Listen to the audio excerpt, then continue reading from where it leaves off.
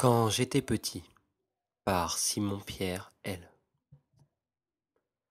Quand j'étais petit, je fixais le soleil, et cela me plaisait de suivre la tache qui se formait et qui prenait plusieurs couleurs. Arrivé à un certain moment, pendant que le soleil était haut dans le ciel, je suis dans une zone géographique où il y a beaucoup de soleil. J'observais sur les feuilles une tache lumineuse qui bougeait, et cela m'impressionnait beaucoup. Je me disais que j'avais affaire aux manifestations d'êtres surnaturels. Pendant que j'étais assis seul sous la véranda, les après-midi ensoleillés, j'avais l'impression de voir des ombres passer devant moi. Je me précipitais souvent pour voir de qui il s'agissait, et bien sûr je ne voyais rien. J'avais pourtant la certitude d'avoir vu quelqu'un.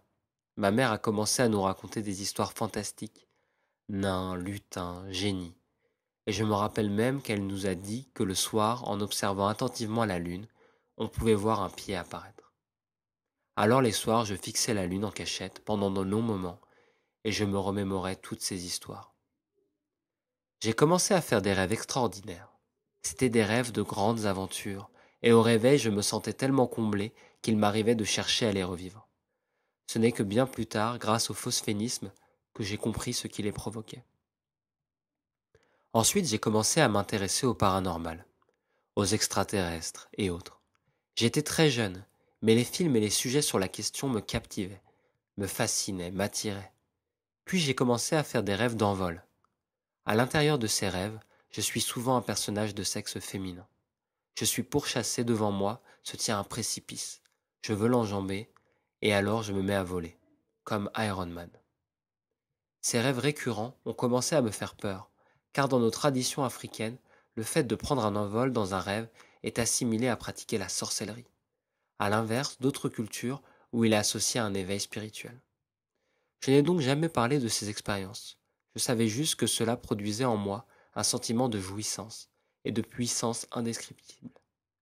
Je précise qu'à l'école, j'étais un garçon brillant, doté d'une grande mémoire, et que mes bons résultats scolaires ont toujours été obtenus sans grande difficulté. Plus tard, je me suis découvert une nouvelle passion, la pêche. Je viens d'une zone forestière de la Côte d'Ivoire, où il existe de nombreux cours d'eau et rivières. On pratiquait la pêche pendant toutes les vacances scolaires. Je me souviens qu'on partait le matin et on rentrait le soir, content d'avoir passé de bons moments.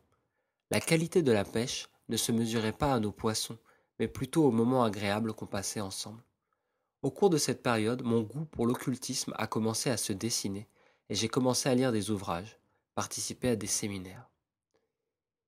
Il y avait en moi comme une soif, un besoin du mystérieux, du merveilleux, et cela m'a permis de faire mon petit bonhomme de chemin dans le domaine de l'ésotérisme. Un jour j'ai fait part à un voyant connu de mes difficultés à me concentrer et à me souvenir de tous mes rêves. Il m'a dit, je vais te confier un secret, mais garde-le pour toi. Enferme-toi dans une chambre obscure, allume une bougie, fixe la flamme, ensuite ferme les yeux. Fais-le pendant environ une vingtaine de minutes et tu verras.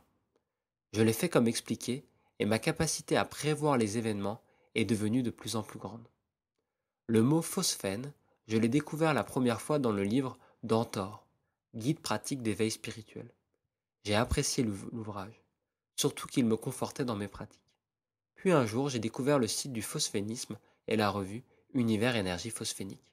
Alors ce fut comme si ma vie tout entière retrouvait son sens. Tout devenait compréhensible. Le docteur Lefébure est à la fois un des personnages scientifiques et spirituels les plus importants. C'est aussi un prophète, venu inaugurer une ère nouvelle, où la mystification et l'obscurantisme sont caduques. Grâce au phosphénisme, des milliers d'années de secrets initiatiques sont dévoilés. La connaissance initiatique est enfin intelligible et accessible à tous. La science et l'initiation ont enfin trouvé un terrain d'entente. Édition Phosphénisme, extrait de Univers Énergie Phosphénique.